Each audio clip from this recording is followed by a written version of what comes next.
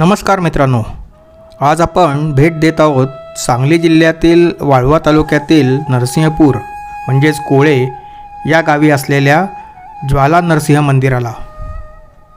पुण्यापासून हे अंतर 186 किलोमीटर आहे, तर कराडपासून 21 किलोमीटर अंतरावर हे मंदिर आहे. आज 30 एप्रिल 2026 नरसिंह जयंती. मंदिरापाशी पोचलो. मंदिराचे प्रवेशद्वार सुस्थितीत आहे. मंदिराला 2 मुख्य दरवाजे आहेत. आपण सामान्यतः पूर्वेकडील दरवाजातून प्रवेश करतो. प्रत्यक्षात श्री नरसिंहाची मूर्ती मात्र जमिनीखाली 14 फुटावर विराजमान आहे. निसर्गरम्य अशा या कृष्णा नदीच्या काठावर हे मंदिर वसलेले आहे. येथे भक्तांना शांतता आणि आध्यात्मिक अनुभव याचा सुंदर संगम अनुभवायला मिळतो. चला आता आपण जमिनीखाली विराजमान असलेल्या श्री नरसिंहाच्या दर्शनाला जाऊयात. या मंदिरातील भूमिगत भुयारांचे बांधकाम यादवकालीन होते. आता मात्र येथे व्यवस्थित पायऱ्या केलेल्या आहेत, त्यामुळे दर्शनाला जाणे सहज सोपे होते. मंदिराची बांधकाम शैली प्राचीन आहे. मंदिरासमोर 2 दगडी दीपमाळा आहेत. येथून पुढे गेल्यावर दिसतो तो प्रशस्त असा कृष्णामाईचा काठ. पावसाळ्यात तर येथील वातावरण मंत्रमुग्ध करणारे असेल यात शंका नाही.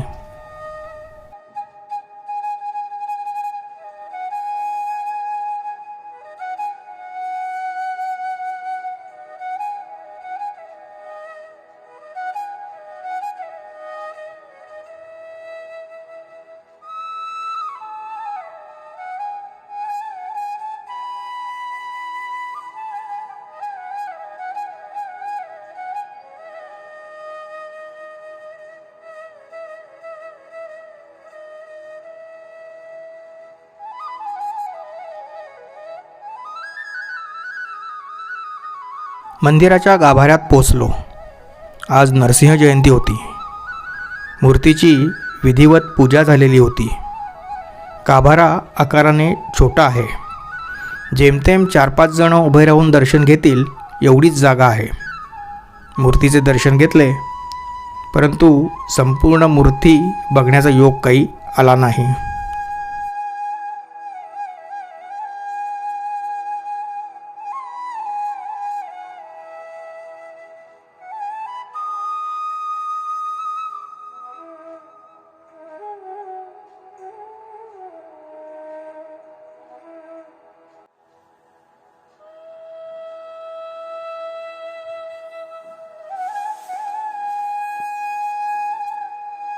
हा मूर्तीचा फोटो गुगलवरून घेतलेला आहे. ही मूर्ती शालिग्रामापासून बनवलेली आहे. मूर्तीची साधारण उंची 5 फूट 3 इंच एवढी आहे. मूर्तीची सुंदर घडण आणि त्यावरील कलाकुसर पाहून मन हरकून जाते. ही मूर्ती एका पायावर उभी असून मूर्तीला 16 हात आहेत. मूर्तीच्या डाव्या बाजूला भक्त प्रल्हाद आणि त्याच्या बाजूला देवी महालक्ष्मी दिसते, तर उजवीकडे देवी भूदेवी आणि श्री विष्णूचे वाहन गरुड दिसून येते. मूर्तीच्या हातावर बाजूबंद आणि अंगठ्या कोरलेल्या दिसतात. या मूर्तीमध्ये श्री नरसिंहाने हिरण्यकशिपू राक्षसाला घट्ट पकडलेले सुंदररित्या दाखवलेले आहे. तसेच या मूर्तीवर श्री विष्णूच्या विविध अवतारांच्या सुंदर आकृत्या कोरलेल्या आहेत. मूर्तीचे सौंदर्य शब्दात सांगता येणार नाही, इतके सुंदर आहे. दर्शन घेऊन बाहेर आल्यानंतर पुढे एक भुयार लागते. भुयाराला पायऱ्या आहेत. सुरुवातीलाच पायरीवर काही अक्षरे कोरलेली आहेत. त्याचा अर्थ असा की लहानू तुकदेव, त्याचा पुत्र गोपाळ लाडकू व त्याचा पुत्र लहानू गोपाळ. पायऱ्या उतरून खाली गेलो. आत प्रशस्त अशी मोठी जागा असून तेथे विविध असलेल्या कोनाड्यात विविध देवदेवतांच्या मूर्ती आहेत. ही मूर्ती महालक्ष्मी अंबाबाईची असून त्या मूर्तीची नव्याने प्राणप्रतिष्ठा झालेली आहे. जुन्या मूर्तीची झीज झाल्याने नवीन मूर्ती बसवली गेली आहे. जुनी मूर्ती बाहेरच्या पटांगणात बघता येते. येथूनही अजून एक खाली एक भुयार आहे. त्याला पायऱ्या आहेत.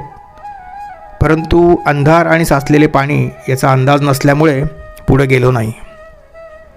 याच जागेच्या आवारात श्री सिद्धेश्वर महाराज या सिद्ध महात्म्यांचे चित्र आणि समाधी आहे.